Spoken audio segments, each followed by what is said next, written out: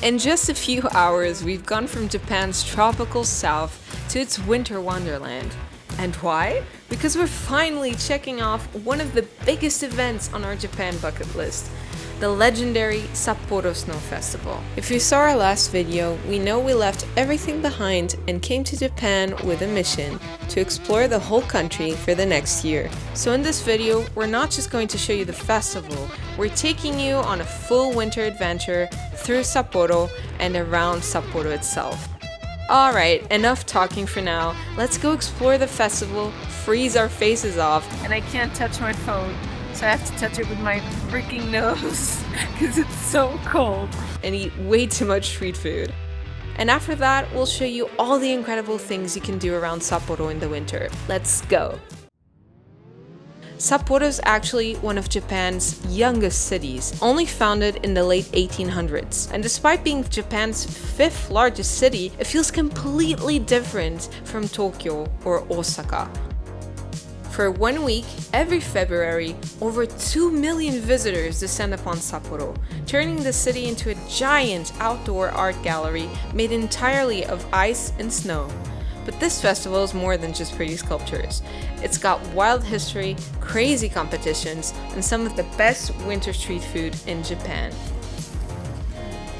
Little rat eating sweet potato. The epicenter of the snow festival is the Odori Park, and this is where you'll be able to see most of the snow sculptures. It's snowing so much, oh my god. And not only that, tons and tons of activities to do, along with a ton of street food stalls as well, with every type of food typical from Hokkaido you can think of. Hey!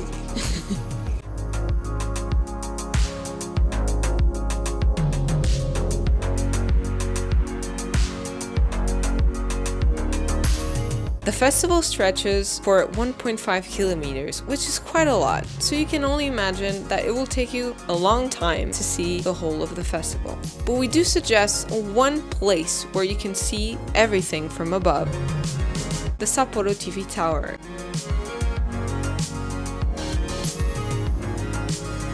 And the best part is that under the TV tower itself, you also have quite a lot of food for you to try.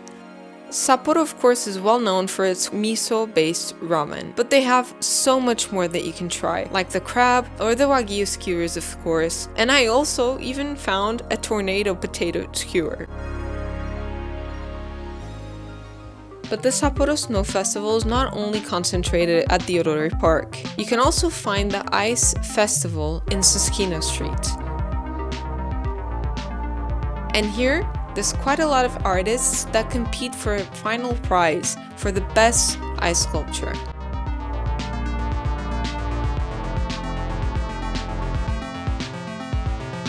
This will probably be one of your favorite places in Sapporo. It's filled with izakayas, ramen places, and bars all around.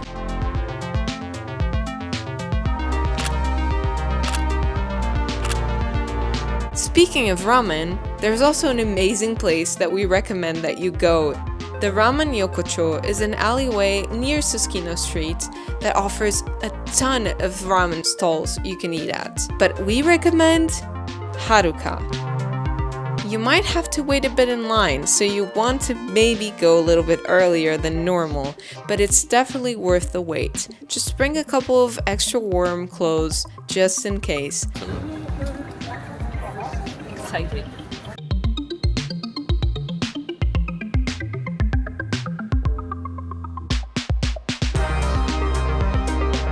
Another great point for you to visit is a must that you have to eat in Sapporo, and that is crab. We're here in the Sapporo crab market and we're gonna check it out. It's so cold. Let's go.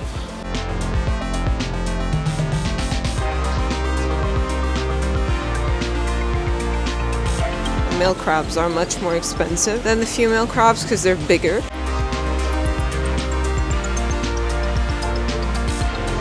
It's not just about the crab though. You've got some of the freshest seafood in Japan here. Grilled scallops, sea urchin, sashimi that basically melts in your mouth. So if you're a seafood lover, welcome to heaven. After you've seen the festival and eaten way too much food, you can escape the city a little bit to a spot with some of the best views in Sapporo, the observation hill. The whole of Sapporo. There's a lot of people like making snowman and ski and everything, so it's really fun. It's really cold today, but it's definitely worth it because it's sunny out, so you can see the whole city. Getting here is pretty straight to the point. It's just a short train ride from Sapporo Station and then a quick bus up to the hill. Also, cool thing to note is that they do rent ski boots here, and the equipment for skiing is also free. I fall all the time in regular floor, so I'm sure this wouldn't be a good idea. But yeah, Vasco tried to convince me he can do it, so yeah. You also have the Sapporo Snow Festival Museum, which is basically a museum that shows you all the years they've done the snow festival. And the first one was actually in 1950. And they have a couple of cool techniques like block techniques with ice that they use so they can build everything up. You can also see what they did in the year you were born. And yeah, also the models of the sculptures before they actually do it on ice as well. So it's pretty cool. But Sapporo still has a few more gems worth checking out. One of the most important Shinto shrines in Hokkaido is Hokkaido Jingu. This place is all about tradition, and people come here to pray for good fortune. Right next to the shrine is the Maruyama Park, which is also a perfect spot for a quiet winter walk, or if you're feeling brave, a spontaneous snowball fight. We also saw a very cute woodpecker here, which was like the first time we actually saw one in the wild. Nakajima Park is a must visit as well. It's less crowded, but just as beautiful, and if you time it right, you might even see people ice skating on the frozen pond. And finally, we couldn't leave Sapporo without stopping by its most famous landmark, the Sapporo Clock Tower. It was built in 1878, and this is probably one of the oldest buildings in Sapporo, and a rare piece of American-style architecture in Japan. But if you think Sapporo is only about the snow festival and food, think again.